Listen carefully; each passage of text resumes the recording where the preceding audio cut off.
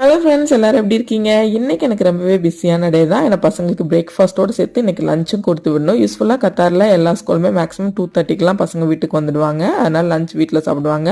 But இன்னைக்கு என் பசங்களுக்கு ஒரு ஒலிம்பியாட் எக்ஸாம் இருக்கிறதுனால லேட்டாக வருவாங்க.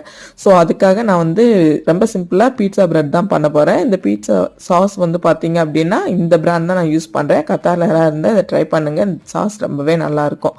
ரொம்பவே சிம்பிள் தான். உங்களுக்கு என்ன பிரெட்டு பிடிக்குமோ அதை எடுத்துக்கோங்க. அதில் இந்த சாஸை அப்ளை பண்ணிவிட்டு உங்களோட ஃபேவரட் வெஜிடபிள்ஸ்லாம் அதில் ஆட் பண்ணிக்கலாம். நான் இன்றைக்கி வெறும் ஆலிவ் மட்டும்தான் ஆட் பண்ணுறேன்.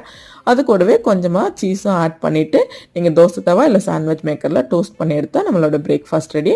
ஏன் பசங்க வீட்டில் பால்லாம் குடிச்சிட்டு போக மாட்டாங்க, அதனால் வீட்லேயும் பிரேக்ஃபாஸ்ட் சாப்பிடுவாங்க.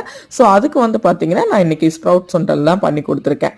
ஸோ இன்றைக்கி பிரேக்ஃபாஸ்ட் பார்த்தீங்க அப்படின்னா டிஃபன் பாக்ஸுக்கு pizza bread, dragon fruit, carrot cucumber. லஞ்சுக்கு பார்த்தீங்கன்னா லெமன் ரைஸும் பொட்டேட்டோ ஃப்ரையும் பேக் பண்ணி கொடுத்துட்டேன்.